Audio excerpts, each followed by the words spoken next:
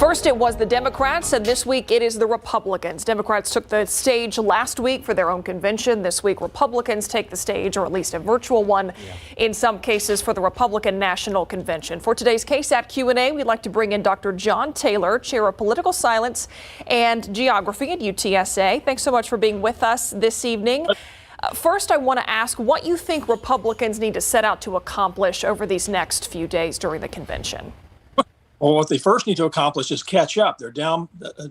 Donald Trump is down to Joe Biden by 9 points. Is it insurmountable? No, it's not. In fact, previous elections will show that after the convention, as we get into September and October, it will narrow. The margin will definitely narrow.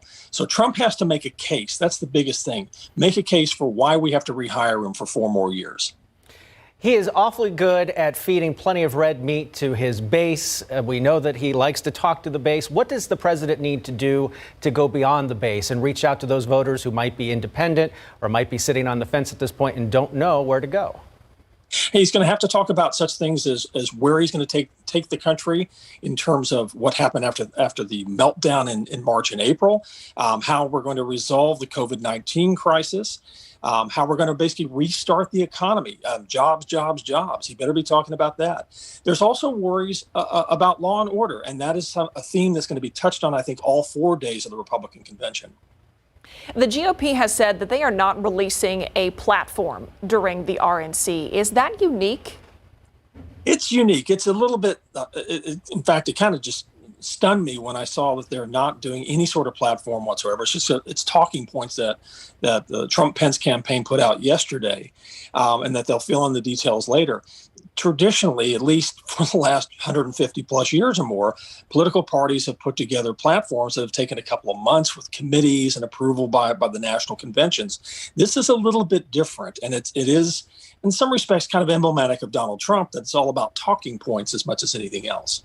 The president already made an appearance there in Charlotte today after accepting the nomination. He's back in Washington now. We're expecting to see him every night of the convention. Is there a risk of seeing too much Trump during this convention?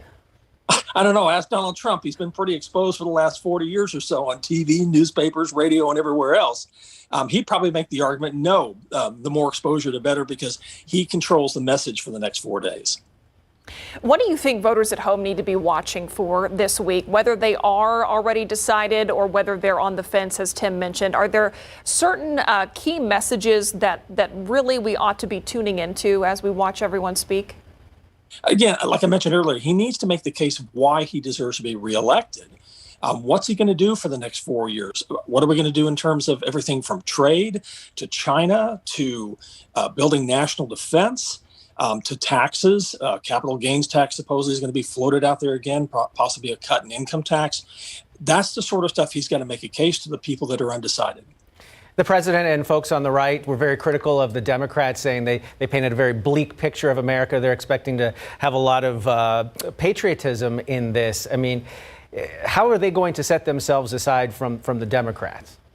Oh, they'll make the message. The message they'll give will be basically the Democrats not only are negative, they're too far to the left, they're socialist, that they're going to take the country in a direction. And you've seen it already by looking at the riots in Portland, for example, and a variety of other political movements. Unfortunately, this is typical of American politics, in which both parties play to, at least for a time, play to a more, I wouldn't call it extreme, but definitely to the more interesting elements of their parties. And then they move toward the center as we get toward the general election.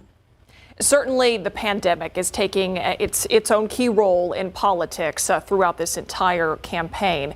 So we saw Democrats last week do most things, almost all virtually. Republicans this week, we've already had an in-person event this morning. Lots of crowds gathered there. How do you think the pandemic is going to play into the RNC?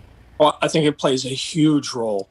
The question, again, is about competence of this administration, how successful they've actually been in handling the crisis. There was a poll yesterday released that showed a stark difference between Republicans and Democrats over the handling of it and the acceptance of 175,000 plus people dead.